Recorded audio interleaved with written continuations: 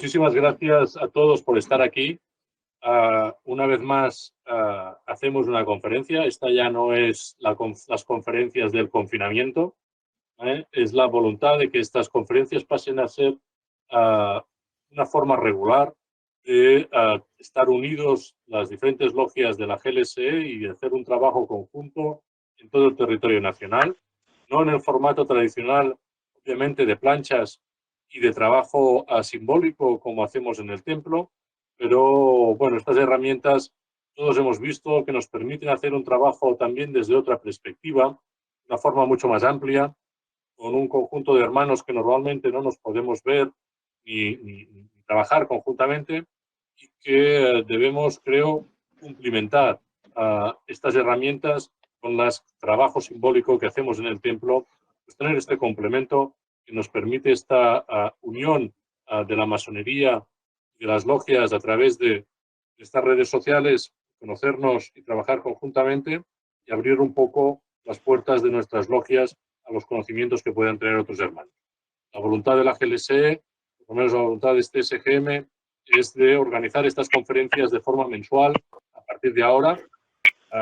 En julio y agosto no habrá porque es la interrupción de los trabajos, pero sí que tengamos a partir de septiembre, en el último jueves de mes, a este horario, a las 7 de la tarde, un horario un poco más relajado, y que podamos compartir trabajos y que muchos hermanos vayan teniendo la posibilidad de compartir sus trabajos entre todos. Es la voluntad y esperemos iremos anunciando las siguientes charlas, conferencias, por no decirlo de planchas, pero habrán temas simbólicos, obviamente, y temas profanos, como es costumbre en nuestras logias, para poder compartir. Y hoy, para empezar esta nueva normalidad, nos acompaña Josep Domènech.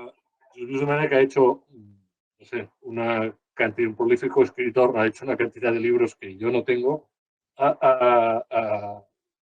No sé, en mi tiempo de leer, admiro la gente que tiene el conocimiento, las ganas y el tiempo para escribir todo lo que está escribiendo y facilitar esta difusión de la masonería y la formación de temas masónicos, como está haciendo el hermano Josep Domènech desde hace ya mucho tiempo, desde antes de su incorporación en la GLSE.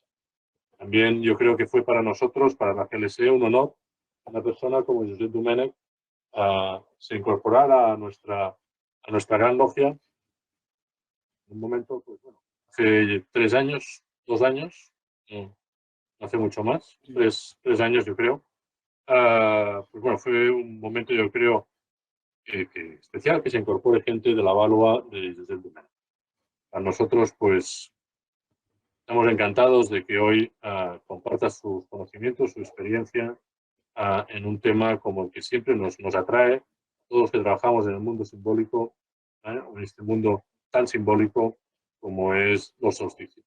Y hermano, yo tengo poco más que añadir. Dejaría la palabra, recordar el formato que hacemos siempre, que es también un formato muy propio de nuestras tenidas. Primero hablará el hermano que hará la conferencia, por no decir el orador, y posteriormente abriremos un turno de preguntas, de debate, que moderaré un servidor, y las preguntas, o para pedir el turno de palabra, debéis utilizar el chat. El chat que tenéis arriba a la derecha, tenéis la posibilidad de utilizar el chat, y en el chat pedir la palabra, identificaros por nombre si no estáis identificado por nombre, y por turnos os daré la palabra a tantos como sea posible. Muchísimas gracias a todos. Josep, tienes la palabra cuando quieras. Buenas tardes, Serenísimo. Buenas tardes a todos y muchas gracias por vuestra presencia.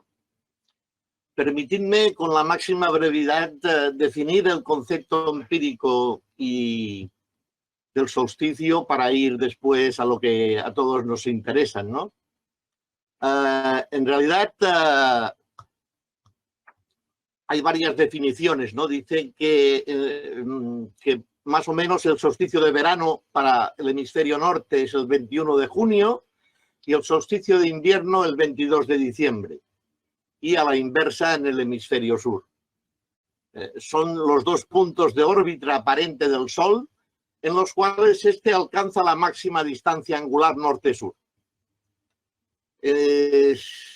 Por lo tanto, yo ya no seguiría por estos lares, porque intentaremos hacer la charla, la conferencia desde otros puntos, ¿no? Desde otros puntos de vista que pueden ser iniciáticamente más ilustrativos. Desde los ya lejanos albores de la masonería especulativa, los francmasones reunidos en las logias de San Juan celebramos los solsticios de invierno y de verano.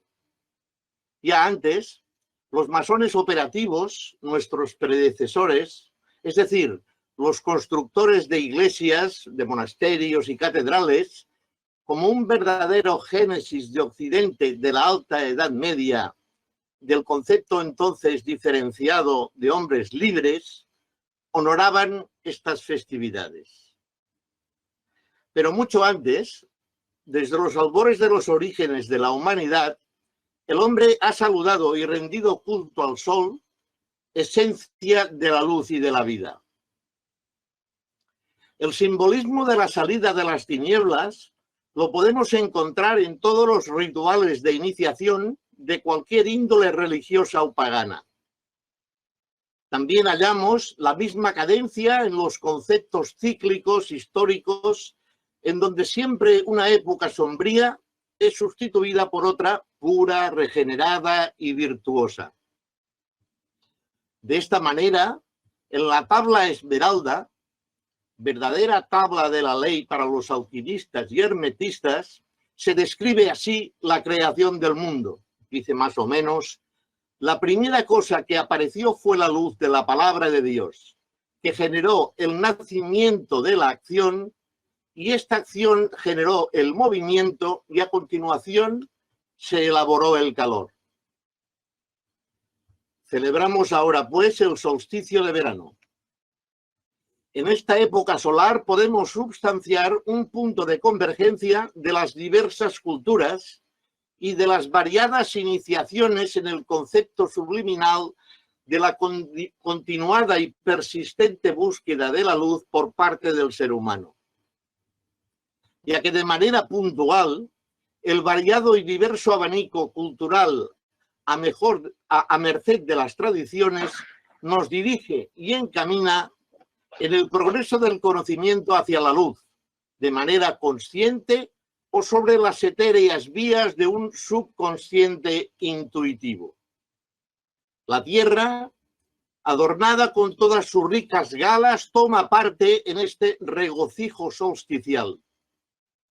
Es cuando el Sol se encuentra en el grado álgido de su esplendor, y bajo este marco de brillante alegoría del inicio del estío, las variadas culturas celebran año tras año, siglo tras siglo, los beneficios de la luz. Aquella luz que los masones consideramos luz intelectual y que el hermano Goethe reclamó en sus últimos instantes, en el momento mori. Él gritó: luz, más luz. Solsticio, del latín sol, statum, estático, stare, detenerse, sistere, quietud. Hay varias definiciones latinas. Es el tiempo en el que el sol parece no cambiar de trayectoria durante varios días. Momento de quietud en el firmamento en que el astro rey detiene su movimiento antes de iniciar su recorrido iniciático. Platón, en la República, recrea y describe el sol como la imagen del bien, tal como se manifiesta en la esfera de las cosas visibles. Ahora quisiera hablar sucintamente de los equinoccios, fiestas que completan lo que globalmente se entiende como las 4 grandes festividades masónicas. Sería preciso adentrarnos en la masonería inglesa, la masonería que me gusta denominar masonería civil, ya que desde buen principio permanece alejada de la batalla entre la religiosidad y la racionalidad. La masonería pura y diestra anglosajona, desde buen principio, siempre ha gozado de más libertad para su práctica que en otros lares, muy especialmente en Europa en determinadas épocas. Así pues, aprovecha estas fechas que brindan los equinoccios para la práctica de la elección, cuando corresponde, del gran maestro, muy especialmente en el equinoccio denominado de invierno-otoño. En realidad no se pone mucha cosa, no he encontrado mucha documentación sobre los equinoccios. En realidad se concreta que son dos fechas temporales que ahora, desde la perspectiva del calendario gregoriano, están situadas entre los dos solsticios y que corresponden más o menos de esta manera: el equinoccio de primavera sobre el día 21 del cuarto mes y el de invierno el día 27 del 10º mes. Y para el hemisferio sur, ya sabemos, al revés. He encontrado una relación en la enciclopedia Rus de Frau Abrines, que habla que en Italia, concretamente en los estatutos de Nápoles, no concreta logia ni gran logia, se habla sobre estas fechas también aproximadas. A mí me gusta referenciar estas dos fechas, o sea, los equinoccios, para explicarlos bien y que sea completamente asequible mediante un mito de la antigua Grecia. Es el mito de Deméter y Perséfone. Deméter es la diosa de la agricultura y de la naturaleza, y Perséfone es su hija. Cuenta la narración que Perséfone fue raptada por Hades, que la hizo su esposa. Deméter, ante la ausencia de Perséfone, se puso triste, y con ella la naturaleza. Por consiguiente, la tierra no daba sus frutos y estaba afligida, y los árboles perdían sus hojas. Al ver esto, Zeus terció en ayuda de Perséfone, pero Hades, antes de que se fuera, inteligentemente le dio a comer un grano de las granadas, por la que jamás podría pasar eternamente su vida fuera del infierno. Pero Zeus logró un acuerdo mediante el cual se estaría un tercio del tiempo con Hades y otro con Deméter. Así es como se logra una compensación mitológica equidistante. Esta definición es mía, me vais a perdonar la licencia. Esta explicación de los solsticios, alguna vez como segundo vigilante, me ha ido muy bien para explicarla a los aprendices. En la tradición cristiana vemos una comparación apropiada con la referencia de la Semana Santa, que se realiza por los mismos días equinocciales. En esta vemos la muerte de Jesús, pero no solamente esto, sino que después se puede apreciar la resurrección, la vuelta a la vida, el renacer, el abandono del Antiguo Testamento y el florecimiento del Nuevo, que se aleja del rigor y la dureza del primero, conduciendo la narrativa culta, que es como se debe entender la Biblia, según mi personal criterio, hacia una nueva fase, etapa o periodo. Tenemos, pues, la figura de San Juan Bautista como el anunciador, como la voz, mientras que San Juan Evangelista es la palabra. Entramos en la visión y perspectiva del Janus Bifronte. Queda reflejada una realidad y un desdoblamiento, el cual resta sublimemente referenciado en una iglesia de Saint-Remy en Reims, en una de sus excelsas vidrieras, en la que está dispuesta una imagen, a mi entender, muy representativa. Es la expresión excelsa de la dualidad de las dos caras que conocemos de Jano. Aquí habría que recordar que las piedras labradas de los templos y las vidrieras de los monasterios y de las catedrales eran la Biblia de los pobres. En aquellos tiempos muy pocos sabían leer y cuando se podía leer, es decir, cuando la imprenta puso a disposición de lectura la Biblia, solamente unos pocos lo podían hacer. Por lo tanto, las piedras y las vidrieras excelsas eran la Biblia de los pobres. El San Juan bifronte. Quizá para muchos profanos no sean apreciables las características que el símbolo nos expresa, ya que, como nos dice Saint-Exupéry, para ver no hay que mirar. No hay que mirar con los ojos, sino con el corazón. Janus bifronte, Juan el Bautista, según los textos sagrados, bautizaba a los creyentes con agua. Se puede decir, pues, que trabajaba con sus manos. Se trata de un masón operativo. Lo podemos concebir como un iniciador. En el aspecto del cristianismo, bautiza e inicia. En masonería hace algo parecido, ya que merced a la emulación simbólica de la prueba del agua, prepara el camino de los recién iniciados o de los que se están iniciando hacia la realización de la belleza, de la fuerza y de la sabiduría. En cuanto a Juan Evangelista, este escribe, relata, realiza un trabajo totalmente intelectual. Es un masón especulativo. Lo podemos conceptuar como un iniciado, culto, docto, erudito, como el maestro que ha asimilado la enseñanza masónica. Ambos Juanes simbolizan el cuerpo y el espíritu de la anatomía. Por otra parte, desde un aspecto temporal, la imagen de Jano se debe de interpretar y queda reflejada habitualmente como un símbolo del pasado por un lado, con el perfil de un anciano, y del porvenir con la silueta de un joven en el otro.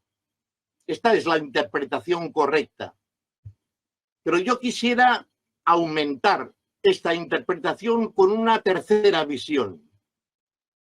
Dado que entre el pretérito que ya no es y el futuro, que es lo venidero que todavía no ha llegado, podría estar un tercer e insinuado rostro de Jano, que es el aspecto, la envoltura etérea, el invisible, que mira al presente y que viene a ser una manifestación temporal que no es como si fuera simplemente un flash de un momento totalmente inasequible e ilusorio. No obstante, en el concepto de la manifestación trascendente del espacio-tiempo, este es eterno. Contiene toda la realidad. Podría ser el tercer rostro que corresponde en la tradición hindú al tercer ojo de Shiva, invisible también y simbólico, con un sentido de la eternidad, cuya mirada, por un lado, reduce todo a cenizas, destruye todo lo manifestado, pero por otro, cuando llega a la sucesión, es decir, la línea, se acerca a la simultaneidad y llegamos al círculo. Ve todas las cosas que moran en el eterno presente, que quizás sea un concepto digno de tratar en otra ocasión. Pero cabe señalar que el Señor de los tiempos obviamente no puede estar sometido al tiempo, igual como nos lo dice Aristóteles. El principio del movimiento universal es necesariamente inmóvil. Hemos hablado, pues, de los dos San Juanes. Sin embargo, existen opiniones diferentes, como la del historiador masónico y hermano Bazot, que en un momento determinado aborda una tesis muy particular, quizás mediatizada por el relente eclesial de las siempre intrusivas y sugeridas velas de la Iglesia, y nos dice: en cuanto al San Juan que los masones han tomado como patrón, no puede ser ni el Bautista ni el evangelista, ya que no tienen ninguna relación con la francmasonería. Bueno, esto es su criterio, ¿no? Continuamos. Se debería pensar en San Juan el Limosnero, hijo del rey de Chipre, que en tiempos de las cruzadas dejó a su patria y la esperanza del trono para ir a Jerusalén a prodigar los socorros más generosos a los peregrinos y a los caballeros. Juan fundó un hospital e instruyó a hermanos para cuidar a los enfermos, a los cristianos heridos y distribuir ayudas pecuniarias a los viajeros que iban a visitar el Santo Sepulcro. Roma lo canonizó con el nombre de San Juan de Jerusalén y los masones, cuyos templos destruidos por la barbarie él había erigido de nuevo, lo eligieron de común acuerdo como su protector. Muchos incluso le consideran como el precursor de la Cruz Roja. Bien, teorías haylas. Etimológicamente, la palabra Juan se relaciona con el vocablo latino janua, en castellano puerta, y así sucesivamente podríamos llegar a una serie de definiciones que a su vez deriva la palabra januarios o enero, inicio, es decir, en el calendario gregoriano, ya empezamos con enero, febrero, marzo, etc. Y en este contexto es interesante resaltar el significado de puerta, que tiene en ocasiones una circunferencia encima, que es la forma empleada en los antiguos para el diseño de las puertas de acceso a los templos iniciáticos, muy especialmente en el románico, por encima del cuadrado. Esta especie de semicircunferencia encima de las puertas era la continuación de las líneas rectas que se dibujaban con la escuadra, y estas semicircunferencias con el compás que nos esbozaban las esencias del reino celestial, y por lo tanto era una transmisión entre lo humano y lo divino. Finalmente, subrayemos que el Janus Bifronte, que en su honor los romanos celebraban también en sus dos fiestas solsticiales de verano e invierno, y así pues conferían la unidad dentro de la dualidad, conferían y determinaban y daban la categoría a Janus para que fuera el Clusius, es decir, el portador y amo de las llaves, el único que podía abrir y cerrar las puertas celestiales, como así nos lo relata Ovidio cuando nos recuerda que nadie entra en los cielos si Janus no le abre la puerta. Vayamos ahora con una expresión que es bastante común entre los masones y a veces se emplea demasiado sin saber exactamente el qué, hasta que se va aprendiendo. Logia de San Juan. Locución, vocablo muy al uso. En realidad, hay que decir que esta especie de diálogo, ¿de dónde venís? Y la respuesta de una logia de San Juan no llega por sí sola. Llega a partir de rituales. Y hay que convenir y dejar bien claro que los rituales no conforman frases sin sentido o inventadas, sino que recogen convenientemente fragmentos de escritos, de documentos y de pasajes pertenecientes a los textos fundamentales de la masonería. Y en este caso, hablamos de, por ejemplo, el manuscrito Dumfries en 1710, el manuscrito Graham en 1726 y los diálogos entre Simón y Felipe, que ya llegan a 1740. Volvamos a Basilio Valentín, que en su grimorio El Azot, en el que especula con el oro oculto de los filósofos, sitúa a un busto de Janus frente a un niño deletreando el alfabeto, como testimonio mudo de la sabiduría iniciática que se enseña a los aprendices masones. Entremos ahora en los dominios armoniosos de la música. En 1785, Wolfgang Amadeus Mozart compuso su no muy conocida cantata de San Juan de Verano para celebrar el solsticio estival en su logia, la Logia Esperanza, nuevamente coronada, al oriente de Viena.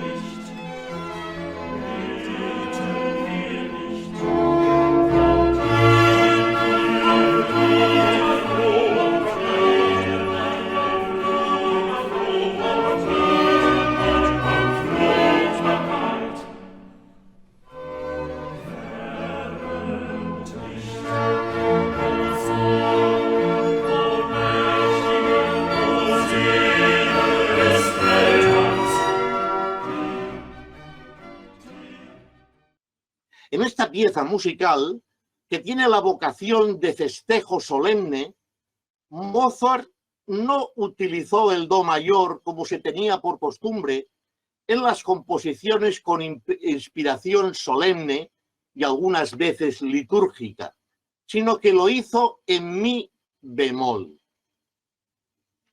Utilizando este tono, considerado como la tonalidad masónica por excelencia posteriormente, Mozart nos hace alusión a tres circunstancias: la perfección, el bemol de la sabiduría y el tono mayor de la serenidad.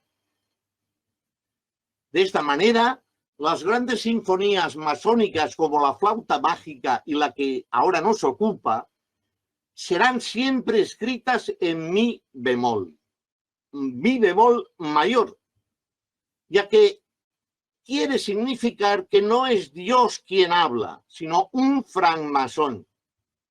De esta manera, nunca nos pedirá arrepentimiento o nos amenazará con las llamas del infierno, sino que como expresión de hombre iniciado y culto, nos propondrá participar como uno más en el progreso de la humanidad. Con respecto a la letra de esta cantata, el músico, el compositor comprometido, loa las excelencias del sol, que es para él la expresión del aliento celestial, el sublime dispensador de riquezas y luz. Más o menos, resumiendo, por ejemplo, dice: a ti, oh sol, alma del universo, te debemos la fecundidad y la luz que nos dispensas. Oh sol, tú simbolizas la vida, la energía positiva, el optimismo y la abundancia de dones. Oh sol, dispensándonos la luz, nos abres las vías de la libertad. En este subliminal mensaje, Mozart nos recuerda que nuestro trabajo, es decir, el arte masónico, no tiene fin, y que como el sol, el francmasón comprometido debe siempre y en todo momento ser consciente del trabajo continuado y persistente, que es el que nos ayudará en la progresión iniciática. Pero no solo la música recuerda los solsticios y el influjo del astro rey. La literatura, y muy concretamente la poesía en Pablo Neruda, lo evoca desde su atalaya de Isla Negra, en donde sus versos perciben y perviven a la feroz combustión de su biblioteca por la barbarie de Pinochet. A plena luz del sol sucede el día, nos dice el poeta. El día al sol, el silencio, sello extendido en los campos del camino. Yo soy un hombre luz, con tanta rosa, con tanta claridad destinada, que llegaré a morirme de fulgor. También Alejandro Casona, en el teatro, tiene un recuerdo para el solsticio y su embrujo simbólico. Es en el solsticio de verano cuando rememoramos al profeta de la fe en la noche más corta del año. Noche de amor, nos dice Casona, de hogueras y de canciones. Noche en la que todos los ríos del mundo llevan una gota de agua del Jordán. Vayamos ahora a la pintura de la mano del Greco, que tampoco pudo sustraerse al embrujo duende de la figura juanista en sus cuadros, varios denominados del apostolado, que con pulso firme y delicado subraya las esencias del dómine dogmático, como supo expresar muy bien posteriormente Larra.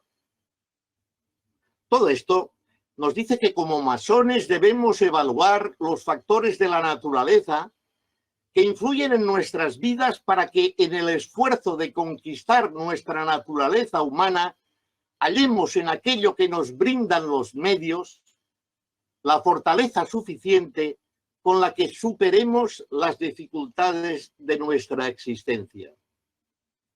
Y es que cuando niños aprendemos por instinto a caminar, a hablar, a dormir y despertar, siempre necesitamos de nuestra madre para alimentarnos y gozar confortablemente en su regazo. Pero llega la juventud, apasionada, agresiva, reformadora y respetuosa, rebelde e impulsiva, de vida en plena libertad, sin ataduras a los conceptos y a las formas. Hacemos de ella la idealización de nuestros actos, procurando que el mundo sienta la necesidad del cambio, de cambiar. Y si es a nuestro modo de pensar, mucho mejor. Pero posteriormente de adultos se van conformando en nuestros pensamientos, ideas y nuestro propio carácter. Se queda de lado el idealismo fácil y placentero, buscando y encontrando que la renovación es vida o que la vida es transformación, dándonos a entender que debemos devolver siempre el beneficio recibido buscando la luz del conocimiento como iniciados y devolverlo a los que nos van a preceder. Nos lo recuerda Joan Francesc Pont en una frase magistral de un artículo suyo en Cultura Masónica. Más o menos dice: sin una tarea personal e intransferible de búsqueda, sin excavar en la tierra con esfuerzo, sin desterrar lo que hay abajo ella, sin un impulso personal por descubrir lo que la francmasonería y el francmasón nos ofrece y nos da, el combate para salir de la oscuridad en la búsqueda de la luz sería vano. Las celebraciones masónicas son sucesos para la reflexión, para plantearnos el cambio que debemos seguir a partir de ahora, ya que se trata de un acto solemne y así debe ser tomado. La enseñanza trascendental de los solsticios en nuestra vida es saber, aprender a dar un carácter de provisionalidad a todos nuestros actos y actitudes, ya que todo es temporal, lo bueno, lo malo, las tribulaciones, las alegrías, las riquezas y pobrezas, etc. El carácter es cíclico, temporal, del mundo cósmico que nos ayudará a caminar por la vida si verdaderamente intentamos saber aplicar estas leyes infalibles. Ahora quisiera recordar, ya finalizando, unas palabras en un solsticio celebrado en Madrid, concretamente el de 2018, de nuestro serenísimo Gran Maestro, que nos hizo hincapié, entre otras cosas, a un concepto muy claro. Nos habló de la lealtad. Dice, cojo nada más un pequeño cito. ¿Lealtad a qué? En primer lugar, a las grandes ideas. Mejor dicho, a las ideas, a los principios que compartimos todos los que estamos aquí. No se está en masonería por las personas, más bien se abandona la masonería por las personas. pero se permanece en ella por las ideas. Quien no comprenda esto es mejor que se vaya ahora, porque son estas ideas las que poco a poco, mediante un trabajo muy duro, conforman a las personas. Y es que hablamos de personas, de hermanos y hermanas que quizás ya no están con nosotros. Algunos por haber abandonado su trayectoria masónica y otros por haber pasado al Oriente Eterno. En los Alticios, compartiendo trabajos y mesa, recordamos las viejas fotos, los que ya no podrán compartir más con nosotros. Y en este solsticio, os quiero enviar a todos sin excepción un fuerte abrazo fraternal, ahora telemático, pero que pronto espero que sea corporal como siempre ha sido. Hemos pasado en estos últimos meses un extraño inmortal equinoccio, valga ahora la expresión recogiendo otra vez el equinoccio. Un equinoccio letal a dos bandas, en la vida y en la economía actual y del futuro. Como el cuarto jinete del Apocalipsis, aquel del caballo bayo, que la Biblia denomina, según sea su versión, peste o muerte, nos ha azotado.